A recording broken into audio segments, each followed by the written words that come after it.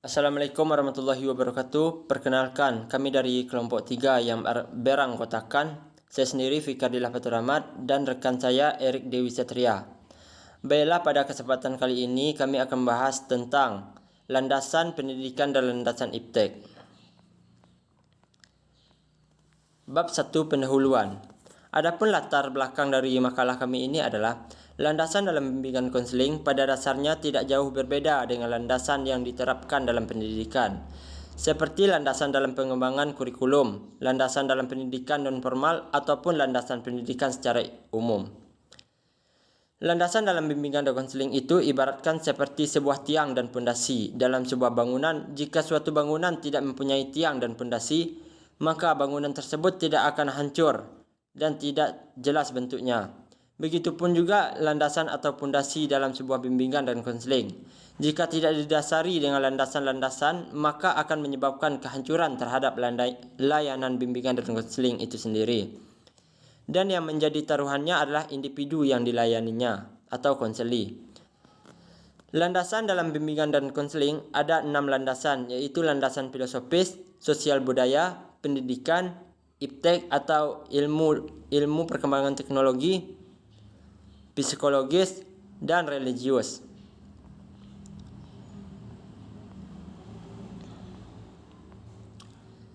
Bab 2, pembahasan. 1. Pengertian landasan pendidikan dan iptek. A. Pengertian landasan pendidikan. 1. Pendidikan sebagai upaya pengembangan individu. Pendidikan adalah upaya memanusiakan manusia. Seorang bagi manusia hanya akan dapat menjadi manusia sesuai dengan tuntunan budaya, hanya melalui pendidikan. Tanpa pendidikan bagi manusia yang telah lahir itu tidak akan mampu memperkembangkan dimensi keindividualannya, kesosialisasinya, kesusilaannya, dan keberagamaannya. 2. Pendidikan sebagai inti proses bimbingan konseling. Bimbingan dan konseling mengembangkan proses belajar yang dijalani oleh klien-kliennya. Kesadaran ini telah tampil sejak pengembangan gerakan bimbingan dan konseling secara meluas di Amerika Serikat. Pada tahun 1953, Gistot telah menegaskan bahwa bimbingan dan konseling adalah proses yang berorientasi pada belajar. Pendidikan lebih lanjut sebagai inti tujuan bimbingan dan konseling. Tujuan bimbingan dan konseling di samping memperkuat tujuan-tujuan pendidikan, juga menunjang proses pendidikan pada umumnya. Hal itu dapat dimengerti karena program-program bimbingan dan konseling meliputi aspek-aspek tugas perkembangan individu, khususnya yang menyangkut kawasan, kematangan pendidikan karir, kematangan personal dan emosional, serta kematangan sosial, semuanya untuk peserta didik pada jenjang pendidikan dasar SD atau SLTP dan pendidikan menengah. Hasil-hasil bimbingan dan konseling pada wawasan itu menunjang keberhasilan pendidikan pada umumnya. B. Landasan iptek. 1. Keilmuan bimbingan dan konseling. Bimbingan dan konseling adalah berbagai pengetahuan tentang bimbingan dan konseling yang tersusun secara logis dan sistematik, sebagai layaknya ilmu-ilmu yang lain. Ilmu bimbingan dan konseling mempunyai objek kajiannya sendiri, metode pengalihan pengetahuan yang menjadi ruang, ilmu lingkupnya, dan sistematika pemaparannya. Objek kajian bimbingan dan konseling ialah upaya bantuan yang diberikan individu yang mengacu pada keempat fungsi pelayanan, yakni fungsi pemahaman, pencegahan, dan pemeliharaan atau pengembangan. Dalam menjabarkan tentang bimbingan dan konseling, dapat digunakan berbagai cara atau metode, seperti pengamatan, wawancara, analisis dokumen, laporan pengembangan, riwayat hidup, prosedur teks penelitian, buku teks, dan tulisan-tulisan ilmiah lainnya. Mengenai objek kajian bimbingan dan konseling, merupakan wujud dari bimbingan dan konseling. Bimbingan dan konseling merupakan ilmu yang bersifat multireferensial, artinya ilmu dengan rujukan sebagai ilmu yang lain. Misalnya ilmu statistik dan evaluasi tentang pemahaman dan teknik-teknik pengukuran dan evaluasi karakteristik individu. Biologi memberikan pemahaman tentang kehidupan kejasmanian individu. Hal ini sangat penting bagi teori dan praktik bimbingan dan konseling.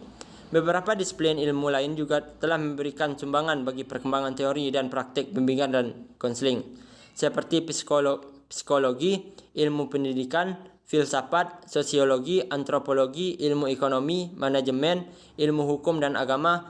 Beberapa konsep dan disiplin ilmu tersebut telah diadopsi untuk kepentingan pengembangan bimbingan dan konseling,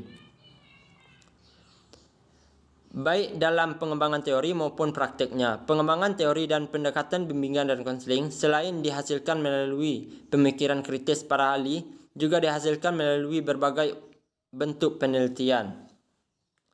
Sejalan dengan perkembangan teknologi, khususnya teknologi informasi berbasis komputer, sejak tahun 1980-an, peranan komputer telah banyak dikembangkan dalam bimbingan dan konseling.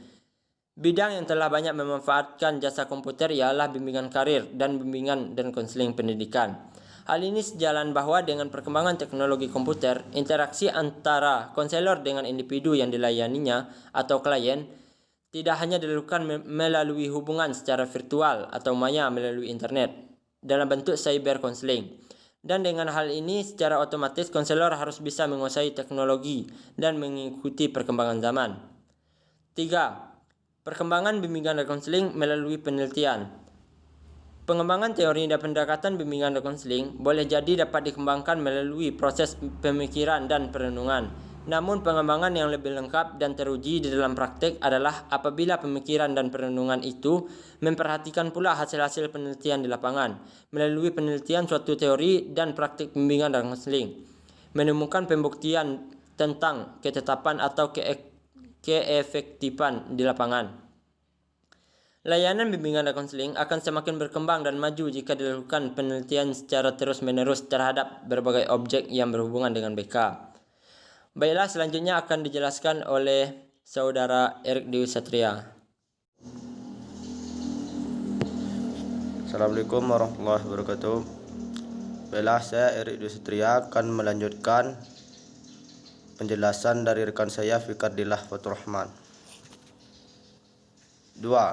Tujuan landasan pendidikan dan iptek dalam bimbingan dan konseling.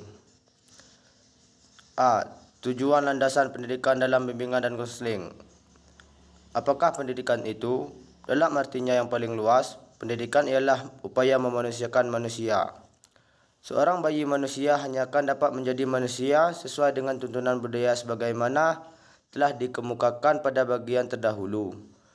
Hanya melalui pendidikan, tanpa pendidikan, bayi manusia yang telah lahir itu tidak akan mampu memperkembangkan dimensi keindividualannya, kesosialannya, kesusilaannya, dan keberagaamannya. Ia akan menjadi manusia alam, bukan manusia budaya yang hidup bersama dengan manusia-manusia lainnya dalam tata budaya tertentu.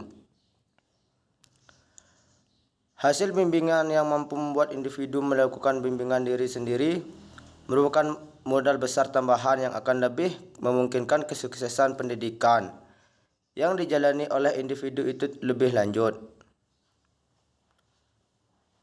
Tujuan bimbingan dan konseling di samping memperkuat tujuan-tujuan pendidikan, juga menunjang proses pendidikan pada umumnya. Hal itu dapat dimengerti karena program-program bimbingan dan konseling meliputi aspek-aspek tugas perkembangan, khususnya yang menyangkut kawasan kematangan pendidikan dan karir, kematangan personal dan emosional, serta kematangan sosial, semuanya untuk peserta didik pada jenjang pendidikan dasar dan pendidikan menengah. Hasil-hasil bimbingan dan konseling pada kawasan itu menunjang keberhasilan pendidikan pada umumnya.